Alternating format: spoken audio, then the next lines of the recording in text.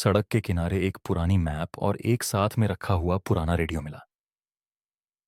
मैंने सोचा, ये तो अजीब है।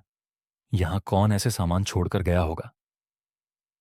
धीरे से, बेतरतीब तरीके से बिखरे इस सामान के बीच मैंने मैप को खोला। उसके ऊपर 015 लिखा था और वो मैप एक वीरान जगह की ओर इशारा कर रहा था। रेडियो अचानक खुद ब खुद चालू हो गया। उसकी आवाज में एक अजीब सी खनक थी, जैसे वो एक लंबे समय से किसी का इंतजार कर रहा हो। ब्रेकिंग न्यूज, आज एक बड़ा सड़क हादसा हुआ। रेडियो की आवाज सुनकर मेरी धड़कनें तेज हो गईं। क्या ये मेरा ही वाहन होने वाला था? रिपोर्ट में आज की तारीख थी, बस कुछ ही मिनटों बाद होने वाला हादसा। मेरे मन में सवाल उठने लगे। क्या ये सिर्फ एक संयोग था? मैंने अपने फोन को देखा। समय 5:45 था और रेडियो ने 5:50 का बताया।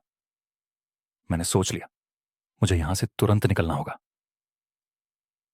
जैसे ही मैं चलने लगा, मेरे हाथों में पसीना आ गया। मैं अपने वाहन की ओर बढ़ रहा था, लेकिन हर कदम पर एक अजीब सी घबराहट महसूस कर रहा था। मैप की ओर देखा, उसमें एक खतरनाक मोड़ का संकेत था। क्या मुझे उस जगह से गुजरना होगा? मेरे मन में सवालों का तूफान उमड़ रहा था। अचानक रेडियो फिर से चालू हुआ। अगली गाड़ी जो इस मोड़ पर आएगी, वो नहीं बचेगी। मैंने घबराते हुए रेडियो को बंद करने की कोशिश की, लेकिन वह नहीं रुका। अब मुझे समझ आ गया था, ये वस्तुएं समय के साथ खेल रही थीं।